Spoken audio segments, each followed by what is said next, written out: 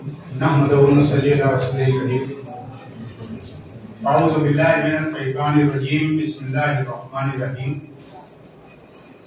इन्ना अरसलनाका शाहिदन व मुबश्शिरन व नज़ीरा व दाइयन इलल्लाहि बिइज़निहि सिराजम मुनीरा।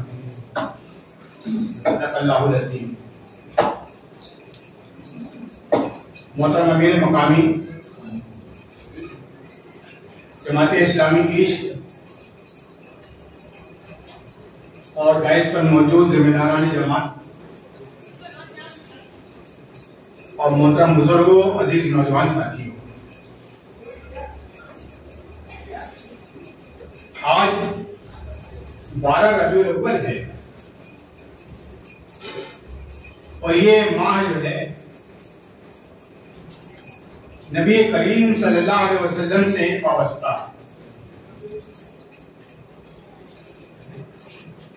जब साल में ये महीना हमारे दरमियान आता है तो मुसलमानों के अंदर बड़ा जिक्र खैर नबी करीम सल्लल्लाहु अलैहि वसल्लम का होने लगता है और मुख्तलिफ किस्म के प्रोग्राम्स वगैरह हुआ करते हैं। ऐसे में जमात इस्लामी ईस्ट ने यह फैसला लिया कि हम लोग सर जोड़कर बैठें और एक किताब को मौजू बनाया जाए।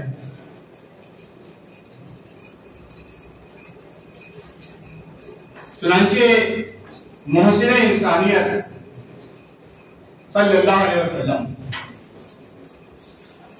ये मौलाना नईम सिद्दीकी साहब की किताब है। ये पाकिस्तान के तहरीक इस्लामी के कायदे में है ना।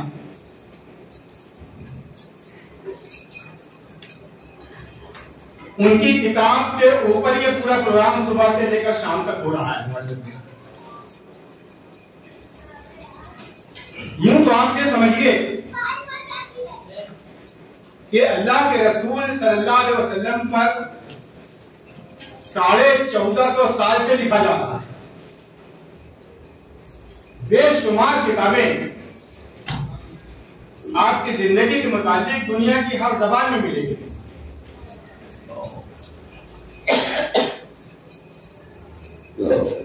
और कोई किताब के बारे में भी आप ये नहीं कह सकता, कोई मुफस्सिर या कोई मुसन्निफ या कोई मुकर्रिर कि हमने आपकी तारीफ का हक अदा कर दिया। बराबर लिखी जाती रहेगी कयामत तक। लेकिन अभी उर्दू जबान में जो हमारे सामने जो किताबें हैं सीरत के ऊपर, वो किताबें आम तौर से तारीखी एतबार से लिखी गई। नबी करीम सल्लल्लाहु अलैहि वसल्लम की जिंदगी पर एक तारीखी मवाद इकट्ठा करके वो किताबें लिखी गई हैं। जिस तरह हम किसी तारीख का मुताला कर रहे हैं, इनमें मोहसिन इंसानियत एक इनफरादियत रखती है।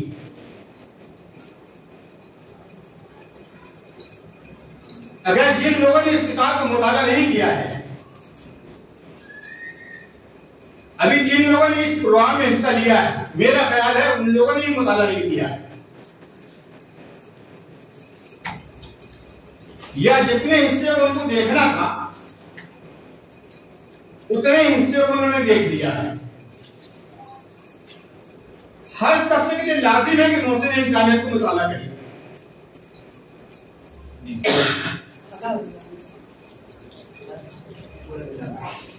ये नीचे रखिए। तहरीक इस्लामी मदनी दौर में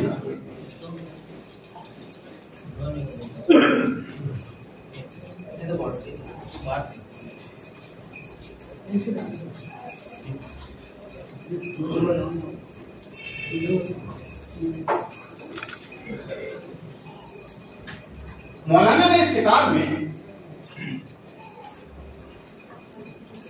तहरीक इस्लामी का एक उन्वान दिया है कि नबी करीम सल्लल्लाहु अलैहि वसल्लम ने तहरीक इस्लामी किस तरह बर्पा की, किस तरह हमने दावत के मराहिल तय किए। किस तरह जो लोग आपके करीब आए उनका किस तरह आपने नशरों में लिया, किस तरह उनकी तरबियत और उनका तस्किया किया, किस तरह मुख्तलिफ किस्म की सलाहियतें और काबिलियतें उनके अंदर पैदा की, किस तरह चुन चुनकर एक एक शख्स, एक एक कबीले से, एक एक घराने से ऐसे ऐसे अफराद लाए कि जो लीडरशिप के लायक हो सके, जिनके अंदर ये काबिलियत हो सके, और फिर किस तरह बातिल के मुकाबले पर लेकर आया, फिर बातिल से किस तरह उनकी मुकाबला आराई करवाई, और किस तरह फिर अल्लाह ताला ने मदद फरमाई, और किस तरह फिर दीन जो है गालिब होकर रहा। अगर इस किताब का शुरू से लेकर आखिर तक आप मुताला करेंगे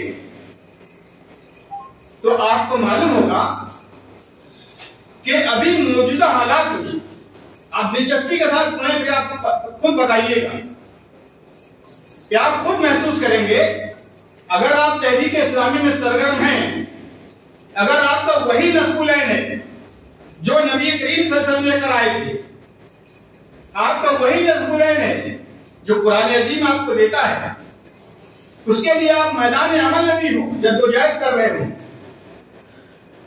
तो किताब को पढ़ते हुए आपको ऐसा लगेगा ये समाज में फला शख्स जो है वो अबू लहब का किरदार अदा कर रहा है, आज फला शख्स जो है अबू जहल नजर आ रहा है, मौजूदा जमाने में फला लोग या फला हुकूमतें कैसर और कसरा उनको कही जा सकती है, फला ऐसा शख्स है कि इस्लाम से करीब आने के बाद भी अब्दुल्ला बिन उबई का किरदार अदा कर रहा है। बात समझना, इस अंदाज से किताब लिखी गई। मुसलमान तो हो गए, वो तहरीक इस्लामी के करीब भी आ गए, लेकिन उनका किरदार अब्दुल्ला बिन उबई का नजर आता है। उस किताब को पढ़ते हुए कहीं आपको ये लगेगा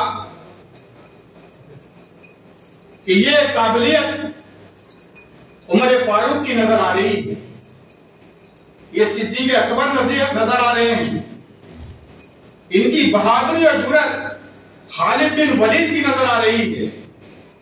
इस तरह से उस किताब को मुताला कर दिया,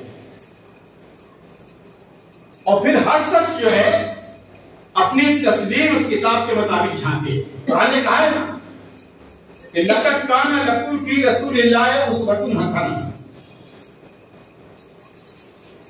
यह बहुत मशहूर है।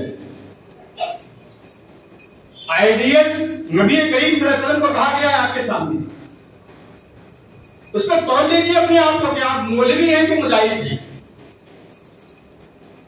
मौलवी हजरात अगर नबी करीम सल्लल्लाहु अलैहि वसल्लम को आइडियल मानते हैं तो जिस तरह का वो हुब्बा जुब्बा और डिजाइन बनाकर रखते हैं अपनी जिंदगी में, उनको नजर आएगा नबी करीम सल्लल्लाहु अलैहि वसल्लम ऐसे नहीं थे।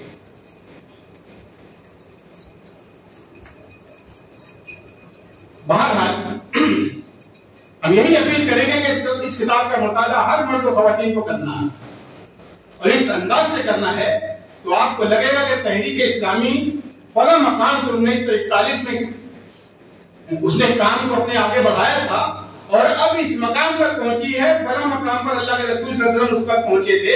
इस तरह के हालात थे, अभी सब इस मराई में पहुंचे, ये भी आपको लगेगा उस किताब को पढ़ते।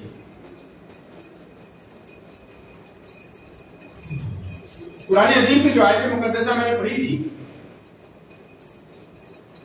हमारा दिन भर का जो कुरान था 2 हिस्सों पर मुश्तमिल था। पहला हिस्सा मक्की दौर पर था और दूसरा मगरी दौर पर था। पहला हिस्सा हमारे सामने जो मुख्तलिफ हमारे तराकी तबसरा में हुआ और मुख्तलिफ लोगों ने इजहार ख्याल फरमाया, ये आयत जो अभी हमने पढ़ी थी, ये नबी हमने आपको भेजा है रसूल बनाकर, शाहिदन व मुबश्शिरन व नज़ीरा, आपको शाहिद बनाकर भेजा गया है, गवाही देने वाला बनाकर भेजा गया है। या दुनिया इस्लामियत के सामने अल्लाह की, उसके रसूल की, आखिरत की, इस दुनिया की हकीकत की, जन्नत की, दोज़ख की, मलाइका की, जन्नत और जहन्नम की गवाही पेश करें। आप कौन से भी पेश करें, दुनिया को बताएं, और आपकी जिंदगी भी जो है इस बात की गवाही दें कि आप जन्नत चाहते हैं। आप वो हैं जो आखिरत को पसंद करते हैं, आप वो हैं जो अल्लाह रब्बुल आलमीन पर ईमान रखते हैं। ये एक कौल से और फेल से आप शाहिद बनाकर भेजे गए। आप ये समझ लीजिए, उम्मते मुहम्मदिया सल्लल्लाहु अलैहि वसल्लम होने के नाते हम भी शाहिद हैं। हमारे कौल और फेल से हमारा इलाका, हमारा घर, हमारा पड़ोस, हमारा शहर, हमारा मुल्क क्या कबूल कर रहा है, क्या चीज महसूस कर रहा है, ये आप अपना जायजा लीजिए। वो बशरा और बशारत देने वाले बनाकर भेजिए, खुशखबरी सुनाने वाली। अभी बात हमारे सामने आई थी कि आप खुशखबरी सुनाकर गए। ये लोगों, कई लोगों ने अपने तकरीर में इस बात को रखा है कि अरब व अजम के मालिक हो जाओगे अगर इस कलमे का इकरार कर लोगे। इस बात की बशारत आज दुनिया के 150 करोड़ मुसलमान अपनी किस्मत में रो रहे हैं, और चंद लोग जो ऐश कर रहे हैं और सिर्फ अपनी जिंदगी गुजार रहे हैं, उन्हें ये याद रखना चाहिए कि छतरपुर के हमारे हाजी साहब बहुत अपने आप को दौलतमंद समझते थे, बहुत बड़े लीडर थे। क्या असर हुआ उनका? गुजरात में एहसान जाफरी का क्या हाल हुआ? इसलिए खुदा के लिए मैदान अमल में निकलिए और अपने लिए मत दीजिए। रसूलुल्लाह सल्लल्लाहु अलैहि वसल्लम ने बशारत दी है कि खुशखबरी तुम्हारी इसमें है। किसमें? अल्लाह और उसके रसूल की तालीमात पर आगे बढ़नी। इस बात की बशारत हम अगर नहीं करते इस पर अमल, तो फिर अंजाम के लिए दुनिया तो जैसी गुजर जाएगी। हो सकता है दुनिया में अल्लाह पकड़ ना करे, ऐश के साथ दुनिया गुजर जाए, लेकिन जो ही मौत का वक्त आएगा तो उस वक्त समझ में आ जाएगा कि हम क्या करके आए दुनिया से, और नजीरा बनाकर, नसीर बनाकर भेजे गए डराने वाले। उसके बाद ये कहा गया अल्लाह के हुक्म से आप अल्लाह के दिन की तरफ दावत देने वाले। हर शख्स नबी करीम सल्लल्लाहु अलैहि वसल्लम ने जिन मुसलमानों को तैयार किया, जिनको हम सहाबा कराम कहते हैं, ये इतने सच्चे सहाबा थे। वहां मुनाफिकीन भी थे, अच्छी तरह याद रखिए। जितने सच्चे सहाबा थे वो हर शख्स दाई था।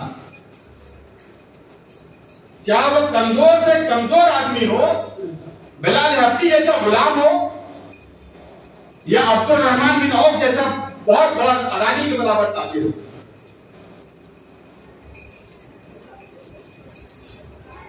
सब दाई इस्लाम थे। आप दाई हैं। कितने लोगों को दावत दी आपने, कितने लोगों की जिंदगी आपने बदली, इसका जायजा लेने की जरूरत है। और सिराजम मुनीरा,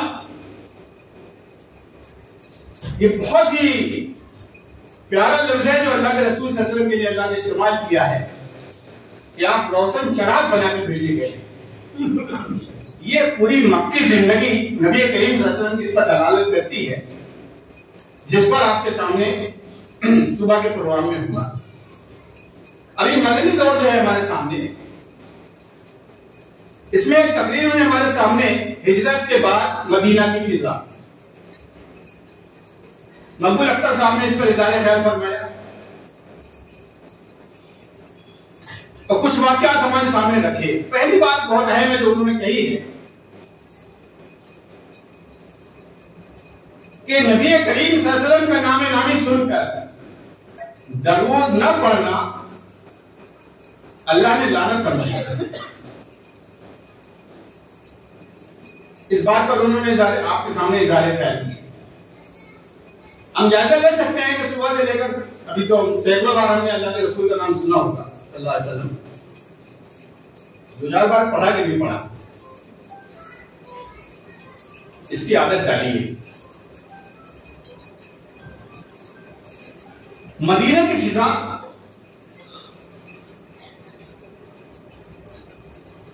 मक्के से, आप मुझे ये कही कि मक्का का दौर बहुत ही तकलीफदा दौर था, बहुत ही मसाइल और मुश्किलात का दौर था, और मदीना का दौर बिल्कुल उलट था।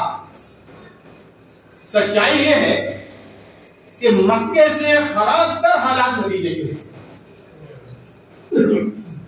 एक तकरीर रखी गई थी मदीना तलवारों के छांव में। मक्का तलवारों के छांव में नहीं था। मक्के में लोग सड़कों पर घसीटे जा रहे थे, अंगारों में ले जाए जा रहे थे, घरों से निकाले जा रहे थे, समाजी बाइकाट हो रहा था। लेकिन मदीने में लोग तलवार की धाक पे थे और पूरी जंग खंदक का जो दौर गुजरा है नबी करीम सल्लल्लाहु अलैहि वसल्लम का, वो तलवारों की छांव में गुजरा। कहीं कोई कबीला सर उठा रहा है, कहीं कुफार मक्का चढ़कर आ रहे हैं, कहीं कैसर का लश्कर आ रहा है, कहीं यहूदी बदहली कर रहे हैं। तलवारों की छांव मदीना की जिंदगी नबी करीम सल्लल्लाहु अलैहि वसल्लम की रही। लेकिन आपने ये बातें सुनी कि शाहिद साहब ने लगभग कही थी कि जंग खंदक में जब हो गई तो अल्लाह के रसूल सल्लल्लाहु अलैहि वसल्लम ने खुशखबरी सुनाई सहाबे कराम को कि अब कुफार मक्का कभी हमला नहीं करेंगे मदीने में। और वैसे ही हुआ, फिर मक्का फतेह हो गया। तो इन पूरे मामलात में सहाबे कराम ने और नबी करीम सल्लल्लाहु अलैहि वसल्लम की लीडरशिप में अल्लाह के दीन को कायम करके दिखाया, मुकम्मल कायम करके दिखाया।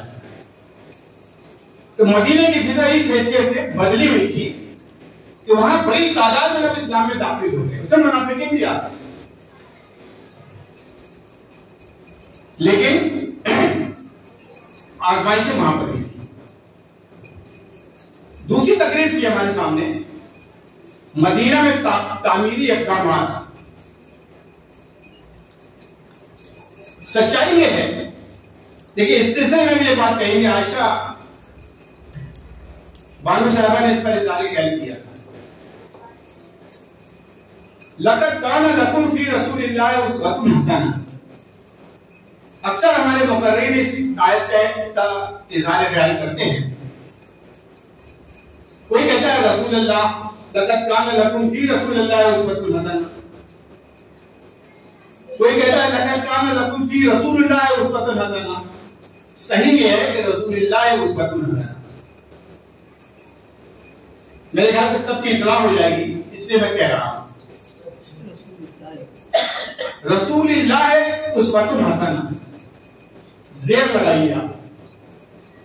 दूसरी बात, जब सहाबा कराम का नाम हम लोग लेते हैं तो अनहा में हम फर्क कर देते हैं, तो हम सिर्फ रज़ी अल्लाह कहने की आदत डालें, अनहा कहने के बजाय, ताकि ये मुज़क्कर और मुअन्नस से जो फर्क आता है तो हम सिर्फ रज़ी अल्लाह कहें, उमर फारूक रज़ी अल्लाह, सिद्दीक़ अकबर रज़ी अल्लाह, ऐसे बोले कि झंझट ना आए, दोनों के लिए एक सा हो जाए।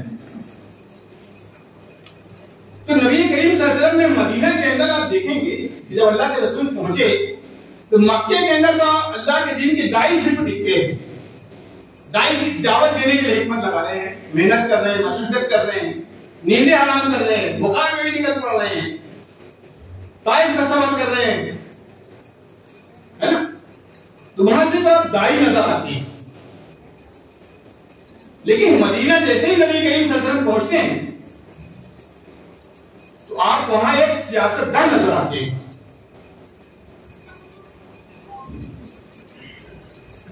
जैसे ही आप मदीने के अंदर कदम रखा, आपके सामने आया कि मदीने नबी का उसके पहले मस्जिद कुबा कायम कर ली। मस्जिद का कयाम इसलिए हुआ था उस जमाने में कि जो मुख्तलिफ कबाइल के लोग, मुख्तलिफ बिरादरियों के लोग, मुख्तलिफ ममालिक के लोग, जैसे सलमान फारसी ईरान के रहने वाले, बिलाल हबश के रहने वाले, गुलाम बनने के ये लोग आ गए वहां पर। मुहाजिरीन कुरैश के लोग मक्के से वहां पहुंचे थे। मदीने के औस और खजरज के लोग, और फिर उसमें यहूदी भी मुसलमान हुए थे। अबू अय्यूब अंसारी रज़ी अल्लाह अन्हु कहा जाता है ना, अंसारी बड़े खुश होकर कहते हैं कि तो अंसारी थे वो, यहूदी थे वो। अंसारी इसलिए कह रहा है कि नबी करीम सल्लल्लाहु अलैहि वसल्लम की मदद फरमाई हुई, बिरादरी से कोई अंसारी नहीं थे वो। तो ऐसे सारे लोग जो मुसलमान हुए थे उनको एक सब मिला दिया जाए, सब 5 टाइम सब बस्ता मस्जिद के अंदर खड़े हो और सब भाई भाई बन जाए, और उनको ये सिखाया जाए कि तुम्हारा एक लीडर होता है, लीडर के बगैर नमाज भी नहीं होती है।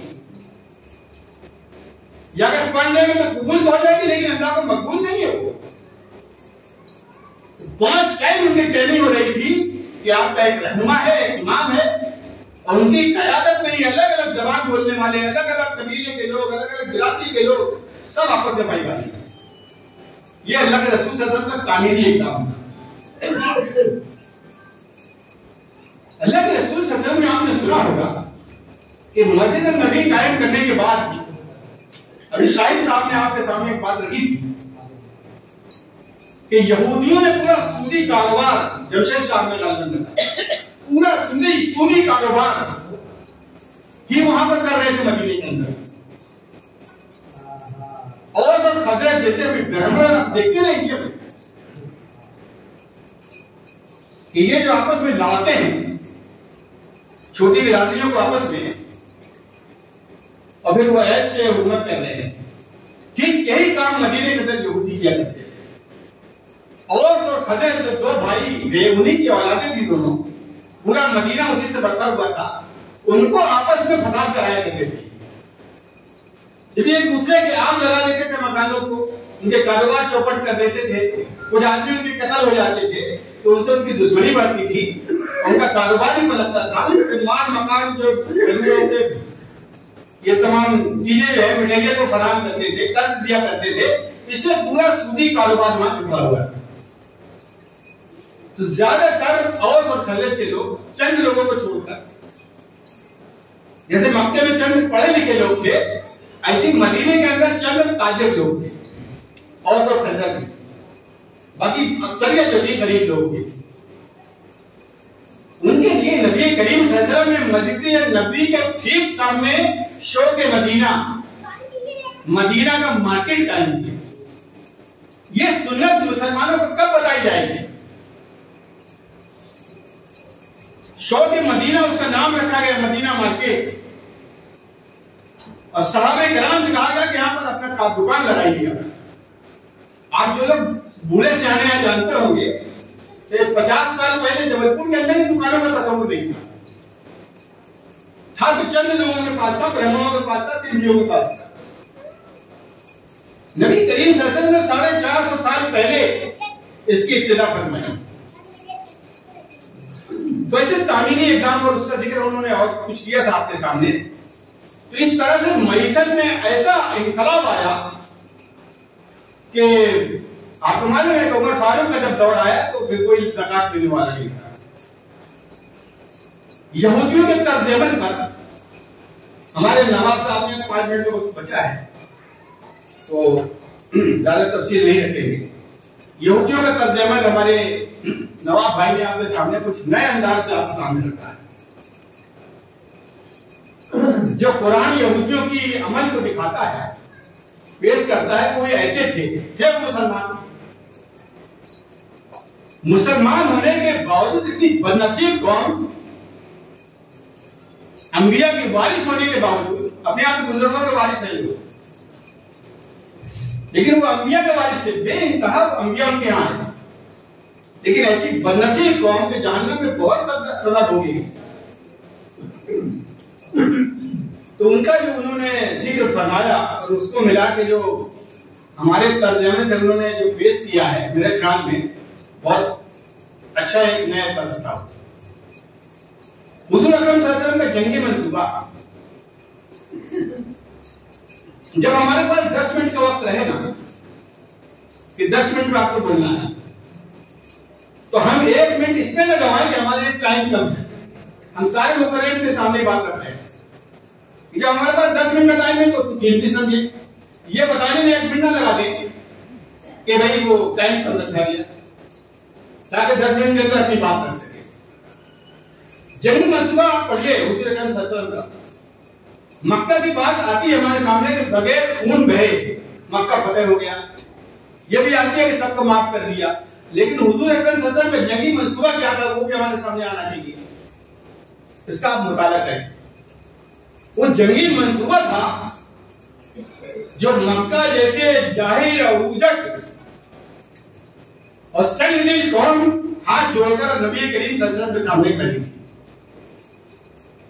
अगर उनको मालूम होता कि मुसलमानों का लश्कर इतना है तो मुकाबले पर आ जाते, हम मुकाबले में आते तो खून बहता। लेकिन हुजूर अकरम सल्लल्लाहु अलैहि वसल्लम का जंगी मंसूबा ऐसा था कि सारा मक्का काम गया। उसका मुताला करिए आप, या फिर किसी और मौके पर बताऊंगा। इसी तरह के जंगी मंसूबे की अहमियत होती है। जो कहते हैं ना कहीं पर जंग होने लगे तो आमीन कहने बोलते हैं, अरे हमारे इमाम जहां दुआ की और हम आमीन, सारी उम्मत आमीन। आमीन नहीं, पहले कलम बढ़ाइए फिर आमीन करिए।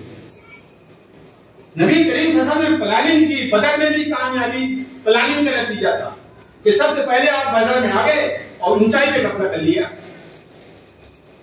पहाड़ी के ऊपर आपने कब्जा कर लिया। फिर अल्लाह ताला ने पानी जब बरसाया तो पहाड़ भी साफ हो गए, नीचे पानी गिर गया, नीचे कुफार की फौज थी तो पानी में तंत्र हो गई। ये सब वाकयात हैं। तो जंगी प्लानिंग नबी करीम सल्लल्लाहु अलैहि वसल्लम का था। इसी तरह से आज के हालात में भी प्लानिंग करने की जरूरत है। तो प्लानिंग की कोई कामयाबी नहीं। मदीना मुनव्वरा का मासी निजाम, इस पर जमशेद साहब ने आपके सामने रखा है।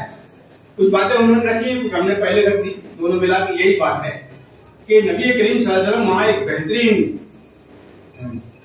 समझ लीजिए कि ऐसी फॉर्म आपने उठा दी कि जो दुनिया में इमामत कर रही थी, दौलत की भी इमाम थी। आखिरी तकरीर थी हमारे सामने, हुजूर अकरम सल्लल्लाहु अलैहि वसल्लम के अज़वाज मुतहरात के दरमियान ये शाहिना बेगम साहिबा ने रखा। बहुत अच्छी बात है, इस पर अपनी बात खत्म करेंगे कि बहुत से लोग हैं हमारे दरमियान। आप मुसलमानों की बात बोल रहे हैं, जितने लोग कम से कम यहाँ पर बैठे हैं, बहुत से लोग ऐसे हैं कि जो बाहर तो बहुत अच्छे नजर आते हैं, बड़ी मीठी बातें होती हैं उनकी, बड़े मिलनसार नजर आते हैं, अच्छी तकरीर कर लेते हैं, है ना, लेकिन घरों के हाल बुरे हैं। अपने अहले खाने के दरमियान होते हैं तो वो नरम मिजाजी गरम मिजाजी बदल जाती है। यहाँ जो लोग हाकिम होते हैं वहां जाके हाकिम बन जाते हैं। ये जो दुरंगी जिंदगी है, ये नबी करीम सल्लल्लाहु अलैहि वसल्लम ने फरमाया कि तुम्हें बेहतरीन शख्स हुआ है जो अपने अहले खाना के लिए अच्छा, अपनी बीवी के लिए अच्छा है। मैं अपनी बीवियों के लिए सबसे अच्छा हूं। इस सुन्नत को अपनाइए। अगर ये दो रंगे जिंदगी है ना आपकी, गालियां बकते हैं घर में, आप लड़ाई झगड़ा करते हैं, नरम मिजाजी आपके अंदर नहीं है, माफ करने का जज्बा नहीं है, शफकत नहीं करते छोटों पर, बड़ों पर रहम नहीं या अदब और एहतराम नहीं करते। अगर ये था, बहुत अच्छी बात उन्होंने रखी। बाकी सभी बातें उनकी अच्छी थी। मुख्तसर ये है कि ये बहुत ही अच्छी कोशिश थी जमात की, मुबारकबाद के मुस्तहिक हैं अमीर मकामी। इस तरह से हम लोगों के अगर हम लोग किताबों का मुताला भी हमारा हो जाएगा। आज के सोशल मीडिया ने हमको बहुत रोक दिया है बहुत से कामों से। अल्लाह ताला से दुआ है कि अल्लाह रब्बुल आलमीन में जो कुछ हम कहते हैं उसकी अमली तस्वीर हम अपनी जिंदगी में उतारने की तौफीक अता फरमाए।